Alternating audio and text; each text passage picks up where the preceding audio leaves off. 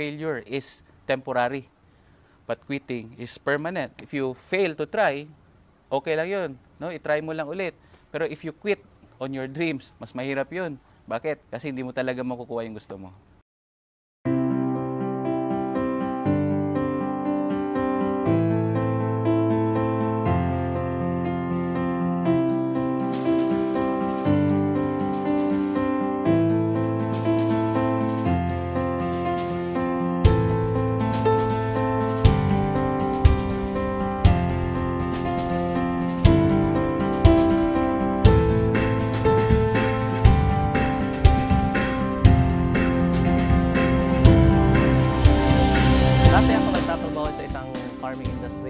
Job description ko talaga is tigasagot ng telepon, tig-dispatch sa mga biyahe sa truck, tig-kolekta og kwarta nila, tig-ihap og kwarta nila, tig-deposito og kwarta nila, tig-buhat og payroll, tig-check up sa mga logistics in and out.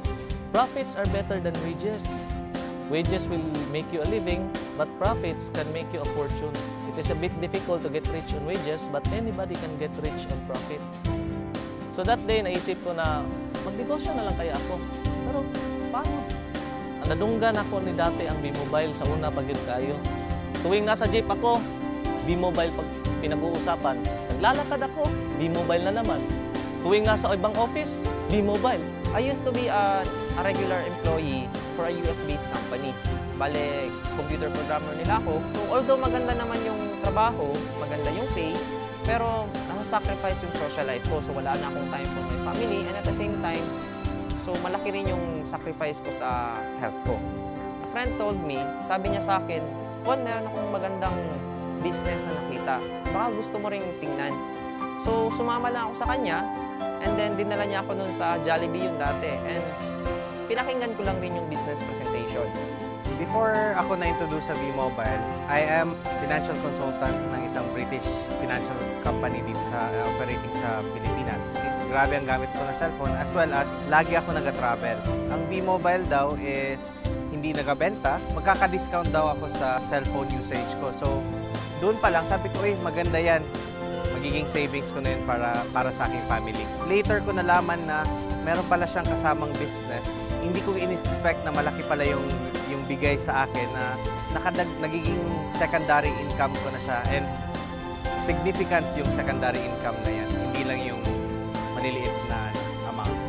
Ang possibilities din nga nakita na ko, na naagyod ko yung padulungan, yung asenso ko para sa ko ang sariling na negosyo diri sa B-Mobile. Unlike kung maging empleyado ko. Kung dati gumigising ako sa umaga para mag-report sa office. Si boss naman, nakikita ko pagdating ko sa office, yun, nagja-jogging sa kanilang compound. Sabi ko, napaka-unfair naman ang mundo ito. Nag-e-exercise tuwing umaga. Ngayon, sa awa ng Diyos, gumigising pa rin ako ng umaga. But this time, katulad na din ako ni boss, ang manager. Nagja-jogging din tuwing umaga. At the best part is, I'm earning without reporting to the office. Before, I was very negative sa mga ganitong klase ng negosyo kasi ayaw na ayaw ko yung magbenta and yung kumausap ng mga tao. So nakita ko yung opportunity, sabi ko maganda to kasi hindi mo kailangan magbenta and hindi mo kailangan mag-recruit or pumilit ng tao kasi yung product ginagamit na nila dati pa. So it took me 3 months bago ako talagang nag-subscribe kasi I realized na I am not from Davao City, I'm a stranger. Yun nga, wala akong mga kilala. And fortunately, naging maganda rin naman kahit papano. Doon sa projection, pinakita sa akin sa table, after 3 months, 5 months, ito na yung kikitain mo. So, sa akin naman, fortunately, it took me 6 months bago may naniwala sa akin. So, for 6 months, walang naniwala, walang nag-subscribe, marami akong dinadala sa office. So, it was really challenging that time. After that, nagsunod-sunod na. Naging maganda na yung resulta and lumaki na yung grupo ko. Dati po akong manager sa isang kumpanya. Sales rin po yung trabaho ko. I was looking forward to have my own business. So, habang naghahanap ako ng mga kliyente ko, I dropped into B-Mobile. Eh, nagulat ako sa resulta niya kasi in a span of 8 months time, kumita siya ng mga 7 million pesos. So for me, sabi ko, okay kumita ka ng 7 million, andit ang kapital mo, bakit hindi ko subukan? Pero one thing was holding me back kasi ayoko sa mga ganitong business before eh. Naisip ko, pag ganito, kailangan mo magbenta, kailangan mo mamilit ng tao, kailangan mo mag-recruit. So medyo naging hesitant ako. Buti na lang, yung sinabi niya sa akin na hindi mo kailangan magbenta ng load, hindi mo kailangan mag-recruit ng tao, pero kikita ka ng malaki. The very reason why I kept on going despite the challenges is because unang-una, when I saw V-Mobile, I saw na malaki yung potential niya, na kumita ka, yes. And pangalawa, naisip ko, marami akong pwedeng matulungan sa negosyo na to. So unang-una, pwede kong tulungan yung sarili ko, pwede kong tulungan yung family ko, pwede kong tulungan yung mga friends ko na medyo less fortunate. So sabi ko kasi, with a very little capital, pwede na silang magkaroon ng sarili nilang negosyo. Yung mga kaibigan ko, yun pa yung humihindi. Yung mga kamag-anak ko, tinatawanan pa nila yung ginagawa ko kasi parang isip nila, parang baduy, no? Pero sabi ko, kahit anong tawa nila sa akin, kahit hindi sila naniniwala sa akin, okay naman. Kasi alam ko yung rason ko bakit ko gusto mag-V-Mobile. Rason ko is gusto kong magbago yung buhay ko kasi alam ko yung buhay ng mahirap eh. May nangyari sa family namin, naubos lahat yung business, nagbago yung bahay. And those were the things that were painful sa buhay ko dati. Pero sabi ko nga, if I can make a change, ibalik ko yung dating state of living, yung standard of living namin, a decent lifestyle, bakit hindi ko gawin? So, hindi ko pinansin yung mga humihindi. Nakakatawa lang, ang mga naniniwala sa akin, yun yung mga taong hindi ko pa kakilala. No? Yung iba nasa abroad, yung iba hindi ko naman mga kaibigan dati, pero naniwala. Pasalamat ako sa Diyos, after 1 year of doing the business part-time, kumita na ako ng 1 million dito. For a very small capital, to earn 1 million pesos is what I really wanted. With a very minimal effort, kasi ang ginagawa lang namin dito is we're teaching people how to use their loan.